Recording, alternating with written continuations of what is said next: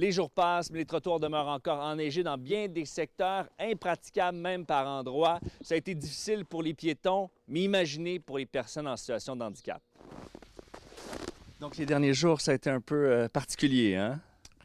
Oui, c'était très difficile. C'était difficile pour tout le monde de se déplacer, mais pour les personnes à mobilité réduite, c'est vraiment impossible. Quand tu es en fauteuil roulant, tu ne peux pas enjamber un banc de neige, là.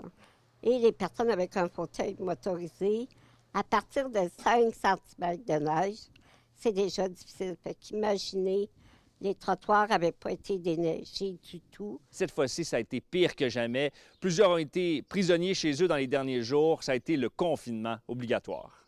Fait que Vous appréciez quand même la tempête, un peu la neige ou Ah! relation amour-haine?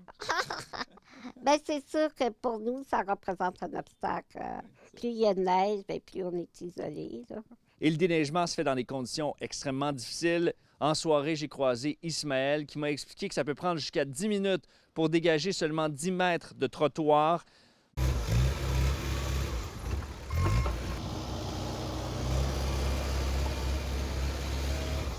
avez fait plusieurs passages comme ça? Ouais, les machines sont limitées, là. On fait du mieux qu'on peut. On va retrouver maintenant Alexandre Vallerin, un acteur que vous avez peut-être déjà vu dans des séries ou des films, qui lui aussi subit les conséquences de la tempête. Vous n'êtes pas sorti beaucoup dans les derniers jours. Non, je suis pas sorti depuis la tempête. Je pense qu'il n'y avait pas vraiment de solution. C'est difficile, l'isolement.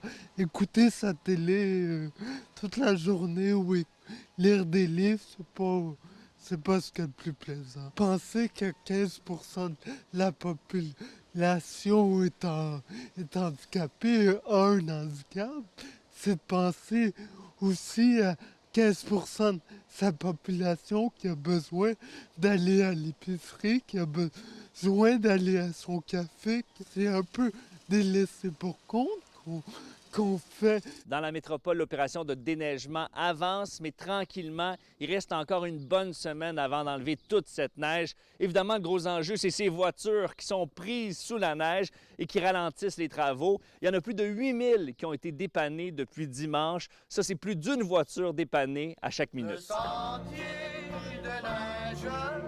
Ce sentier de neige si pur et si doux. C'est un peu à l'image de notre hiver qui est loin d'être terminé. Pas de grosse tempête en vue dans les prochains jours, mais il faut rappeler que la tempête du siècle de 1971 était survenue en mars.